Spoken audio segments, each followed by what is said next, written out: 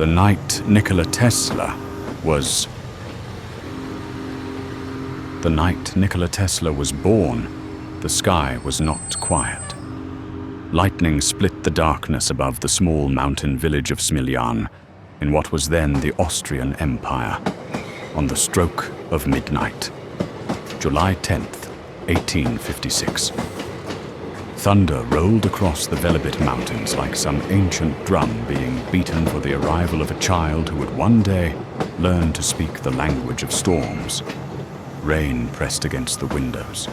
Wind bent the trees. The village lay wrapped in darkness and fear, for storms in those days were not merely weather. They were omens. When the child finally arrived, thin and silent, the midwife shook her head. "This will be a child of the storm," she whispered. His mother, exhausted and calm, replied softly, "No, he will be a child of the light." And so he was named Nikola. He would grow up between mountains and sky, in a world still lit by candles and oil lamps, where night arrived early and silence was deep and complete. The village moved to the rhythm of the sun, the seasons, and the distant call of wolves from the forests. Horses pulled wooden carts over dirt roads. Church bells measured time. The stars were not hidden by smoke or wires. They filled the sky completely. From the beginning, Nikola was not like the others. He was quiet, watchful, absorbing the world as if storing it somewhere deep inside himself. While other children chased each other through fields, Nikola lay on his back in the grass, watching clouds form and unform, listening to wind pass through leaves, studying the flight of birds until patterns appeared where others saw only movement. His mother, Juka, could make anything with her hands.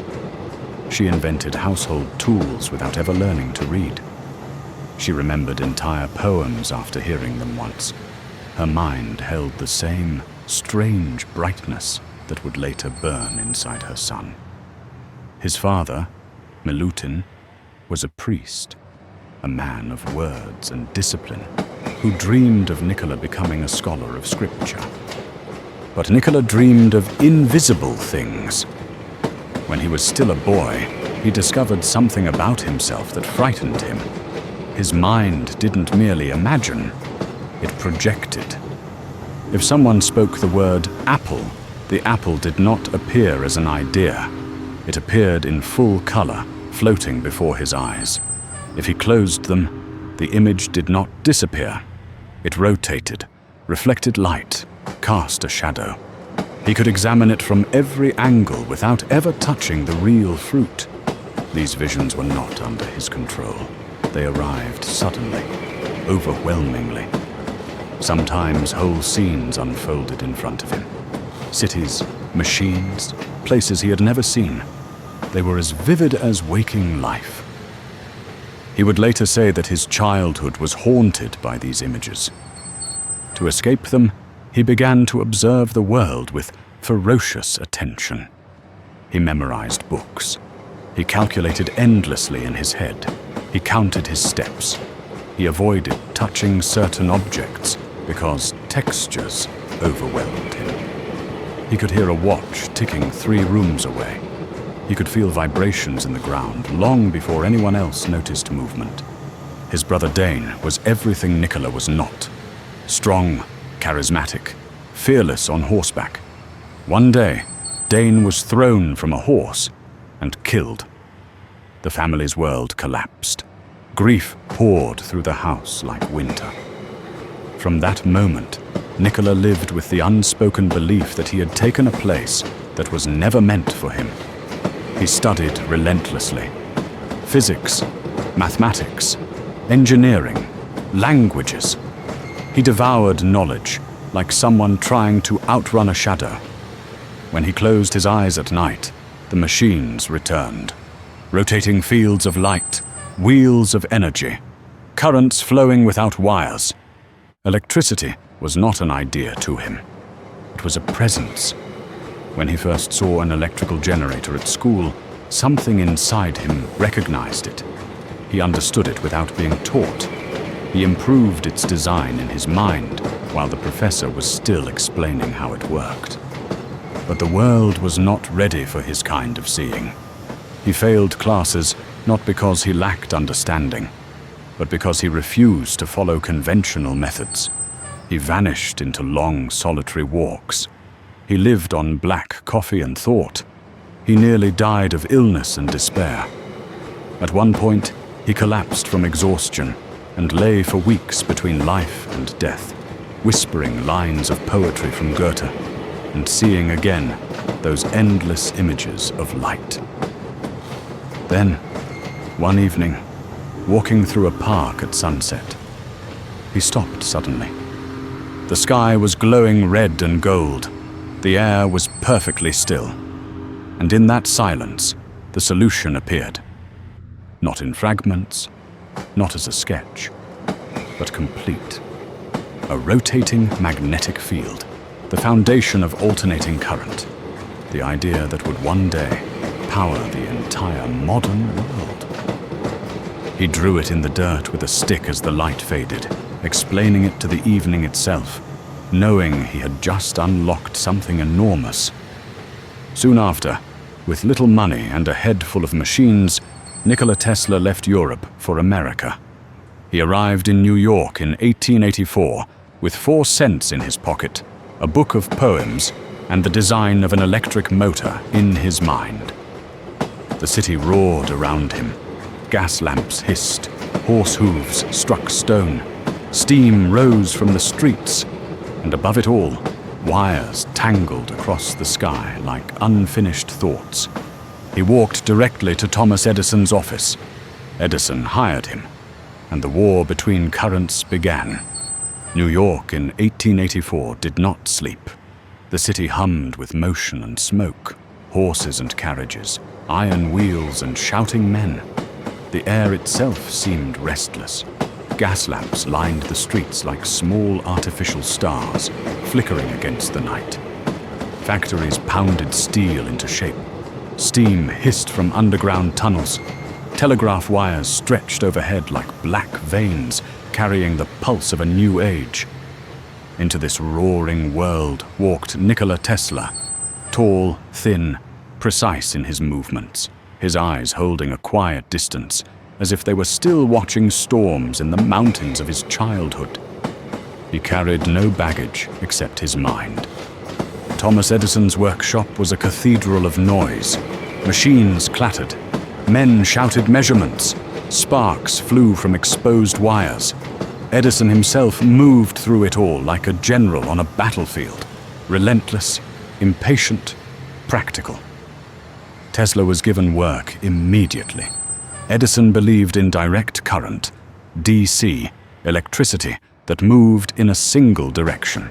Tesla had already seen something greater, alternating current, AC, a system that could travel long distances, rise and fall in power, and be delivered safely to entire cities. But Edison was not interested in theories. He wanted results, quickly. For months, Tesla worked almost without sleep. He repaired generators, redesigned motors, solved problems that had stalled Edison's teams for years. Edison promised him $50,000 if he could dramatically improve the efficiency of the company's generators, a fortune beyond imagination. Tesla did it. He rewrote their designs from the inside out, increasing performance, reducing cost, stabilizing output. When he presented the results, Edison laughed. "Tesla, you don't understand our American humor." There would be no reward. Something in Tesla's soul closed quietly that day. He resigned. For a time, he worked digging ditches, breaking stone, his hands bleeding while his mind continued to build cities of light. At night, he returned to his room and drew his machines from memory. Turbines, coils, motors that needed no fuel, engines that spun on invisible rivers of force. Then one evening, in a small workshop. He built it. The first working AC induction motor. When the machine began to spin, driven by a rotating magnetic field, Tesla knew the future had arrived. George Westinghouse saw what Edison could not. He bought Tesla's patents and hired him immediately. Together they would challenge the entire electrical empire Edison had built, and so began one of the most dramatic technological battles in human history, the War of the Currents. Edison fought with fear. He launched public campaigns to convince the world that AC was dangerous. He electrocuted animals on stage. He secretly supported the creation of the electric chair using AC current, hoping death itself would stain Tesla's invention. But physics cannot be defeated by propaganda. AC could travel miles with little loss. DC collapsed after a few blocks. Cities grew, industries expanded, power demands increased. The world was becoming too large for Edison's system. In 1893, the ultimate victory arrived. The Chicago World's Fair, the greatest exhibition of human progress ever assembled, awarded the lighting contract to Westinghouse and Tesla. When night fell on the fairgrounds and thousands of lights burst into life at once, the crowd stood in stunned silence. For the first time, humanity had bent lightning into obedience. Soon after, Tesla's system harnessed the power of Niagara Falls, turning water into electricity and sending energy across miles of land. The modern electrical age had begun. Tesla stood on the edge of the falls, watching mist rise into sunlight, and whispered, "The world is no longer the same." But his mind was already far beyond power plants and cities. He was listening to the universe itself. Success never made Tesla comfortable. Money passed through his hands like mist. He lived simply, always in hotels, always alone, always working. While others celebrated the victory of alternating current, Tesla was already chasing something far greater. The dream of wireless energy, the idea that power, information, even thought itself could travel through the air without wires, borders, or ownership. In his laboratory on South Fifth Avenue, coils rose toward the ceiling like mechanical trees. Copper wound in perfect spirals. Glass bulbs glowed without being connected to anything at all. Purple lightning cracked across metal spheres. Thunder rolled indoors. Visitors watched in awe as Tesla stood calmly amid roaring electrical storms, his body lit by artificial suns, currents flowing around him without harm. He seemed less an inventor and more a conductor of some invisible orchestra. But New York was growing too small for his experiments. So Tesla went west, to Colorado Springs, a high, empty place where the air was thin and the sky felt close enough to touch. There he built a laboratory, unlike anything the world had seen. A wooden tower rose from the plains, crowned with a massive copper sphere. Beneath it, Tesla assembled coils so large they could be heard miles away when activated. Night after night, he summoned storms. Bolts of lightning 30 meters long leapt into the sky. Thunder shook the earth. Horses refused to approach. Butterflies fell dead from the air. The town's generator burned out. People whispered that he had awakened the heavens themselves. And in that charged silence, Tesla listened. He was not simply generating electricity. He was studying the Earth as a conductor, the planet itself as a living electrical system. He measured standing waves in the ground. He observed signals returning to him from distant places. He believed he had discovered how to send energy through the globe without loss. One night, as his machines whispered and the stars burned above him, Tesla detected a strange repeating signal. He believed he had received a transmission from another world. Whether it was cosmic radiation, atmospheric phenomena, or something else, no one would ever know. But from that moment on, Tesla became convinced that the universe was filled with intelligence and that electricity was its language. When he returned to New York, he carried with him the greatest dream of his life. A world where energy was free. A world connected without wires. A world without darkness. He persuaded the financier J.P. Morgan to fund the construction of a tower on Long Island, the Wardenclyffe Tower, a colossal structure designed to transmit power and information across the entire planet. Not just messages, but images, sound, electricity itself. He envisioned people carrying small devices in their pockets, receiving news from anywhere in the world instantly. He described global communication networks, wireless broadcasting, radar, remote control, even something resembling today's internet.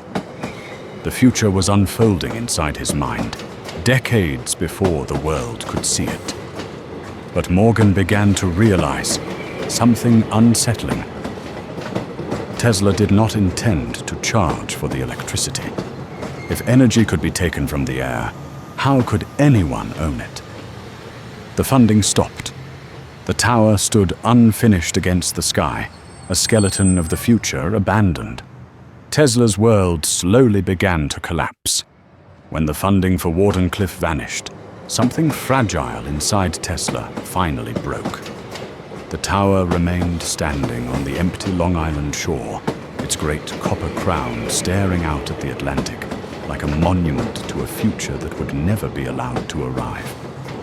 Tesla would sometimes return there, walking alone among the tall grass, touching the cold metal supports, listening to the wind pass through the structure he had imagined would one day speak to the whole planet. But the world was changing. Business replaced wonder. Speed replaced reflection. The 20th century was arriving with factories, engines, weapons, and nations hungry for dominance. Tesla, who had dreamed of unity through energy, found himself drifting farther from the age he had helped create. He continued to invent. He built remote-controlled boats and demonstrated them before astonished crowds. The birth of robotics. He designed turbines with no blades. He worked on radio technology years before Marconi would receive credit for it. He proposed methods of wireless imaging, early forms of X-rays, particle beams, directed energy.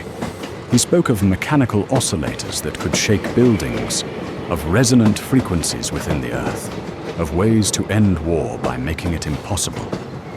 But money no longer followed him. He moved from hotel to hotel, always choosing the same rooms, the same routines, the same tables at the same restaurants. He avoided touching people. He counted every step. He arranged his meals with ritualistic precision. His world grew smaller and quieter. Only the pigeons remained constant. Every morning he walked to Bryant Park and the steps of the New York Public Library with bags of seeds in his pockets. The birds would rush toward him in waves of wings and sound.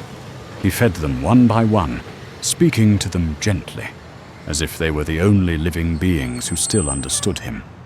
There was one pigeon, a white one, that he loved above all others. When it fell ill, Tesla paid for its care. When it died, he wept openly. He would later say that when that pigeon died, something inside him went with it, the last light of his life. Still, he worked. Even in his 70s, his mind continued to reach for the stars. He spoke of harnessing cosmic energy, of new engines of flight, of rays that could defend nations without killing. He filed patents. He wrote endlessly. He imagined the future with a clarity that made the present feel unbearably slow. But the world had moved on. The man who once lit the Chicago World's Fair now struggled to pay for his meals. His debts grew. Hotel managers tolerated him out of respect and pity. Reporters visited him on birthdays, treating him like a relic from a forgotten age. He smiled for them. He spoke politely. Then he returned to his room and to the quiet hum of his thoughts. By the winter of 1943, Nikola Tesla was living alone in room 3327 of the New Yorker hotel. Snow pressed against the windows. The city outside roared on with its engines, radios, factories, wars and futures, while inside the small room, the great mind of the electrical age moved slowly, carefully, like a candle nearing the end of its wick. He was 86 years old. His body had grown thin and fragile. His hair was white. His hands trembled slightly as he wrote notes by the dim glow of a lamp. The same man who had once commanded lightning, now working in near silence, surrounded by stacks of yellowed papers, half-finished designs, and calculations that no one else could fully understand. Each day followed the same rhythm. He rose early. He washed. He dressed with dignity. He walked slowly to Bryant Park to feed the pigeons. He returned to his room. He wrote. He calculated. He remembered. He had given the world the foundation of alternating current, the AC motor, long-distance electrical transmission, the blueprint for radio communication, the principles behind radar, wireless control and robotics, high-frequency radio waves, fluorescent and neon lighting, remote energy transfer, the conceptual seeds of modern telecommunications. And yet the world didn't know how to hold him. On the night of January 7th, 1943, the room remained quiet. The morning came. The maid knocked. No answer. The door was opened. Nikola Tesla lay on his bed, still and peaceful, his hands folded across his chest, as if he had simply stepped away from the noise of the world at last. He died alone. News of his death traveled slowly. Only a few newspapers mentioned it. There was no grand funeral, no procession of world leaders, no monuments. But the power in the walls of every city kept flowing. Every light that turned on that night, from New York to London, from Cairo to Tokyo, carried his legacy. Today, the modern world moves on invisible rivers of energy that he discovered. Every phone call, every broadcast, every glowing screen, every electric train, every satellite whispering through space traces its ancestry to the visions that first appeared in the mind of a quiet boy born during a thunderstorm. Nikola Tesla never became rich. He never married. He never stopped dreaming. He belonged to the future more than to his own time. And long after his final breath faded in that quiet hotel room, the universe he listened to continues to speak, in waves, in light, in electricity, in the endless hum of a world that still runs on his ideas.